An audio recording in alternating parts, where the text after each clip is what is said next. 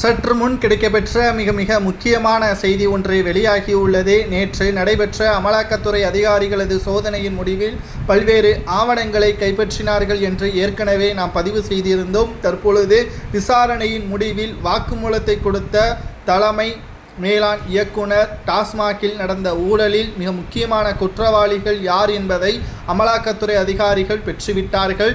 செந்தில் பாலாஜி, உதயநிதி ஸ்டாலின், நிதியமைச்சர் தங்கம் தென்னரசு, உயர் அரசு அதிகாரிகள் 4 நபர்கள் பெயர் இடம்பெற்றிருப்பதாக தகவல்கள் கிடைக்கப்பெற்றுள்ளது.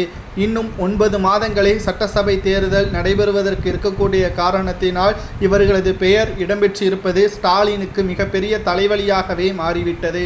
மேலும் இவர்கள் விசாரணையின் மூலமாக அழைத்து சென்றாலும் கைது செய்யப்பட்டாலும் தேர்தல் தோல்விற்கு மிக முக்கியமான காரணமாக அமையும் என்பதில் துளி அளவு கூட சந்தேகம் கிடையாது.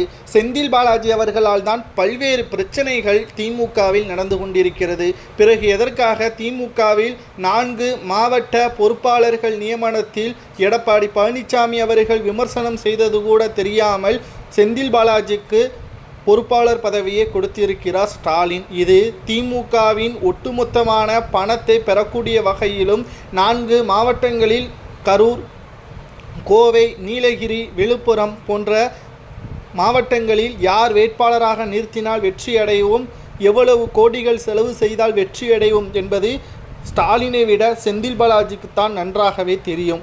ஆனால் இந்த முறை இது கைகூடுமா என்று பார்த்தால் தேர்தல் நேரத்தில் செந்தில் பாலாஜி சிறைக்குத்தான் செல்வார் என்ற தகவல் தற்பொழுது கிடைக்கப்பெற்றுள்ளது.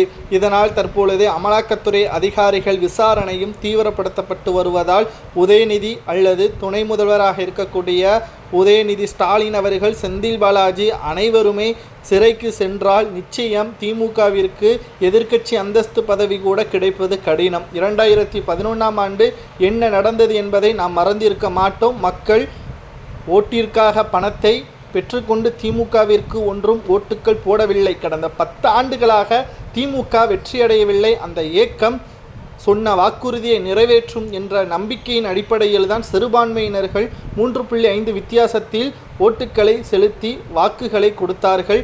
ஆனால் திமுக சொன்னதை செய்யவில்லை. மீண்டும் ஏமாற்றம்தான். கலைஞரை விட மிக மோசமான செயல்பாடுகள் தான் தமிழகத்தில் நடந்து கொண்டிருக்கிறது.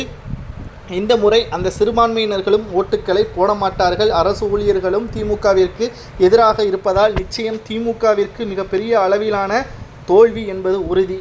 தற்பொழுது உதயநிதி விசாரணைக்கு அழைத்து சென்றால் உறுதி செய்யப்பட்டால் என்ன தண்டனை வழங்கலாம் என்பதை கூறுங்கள்.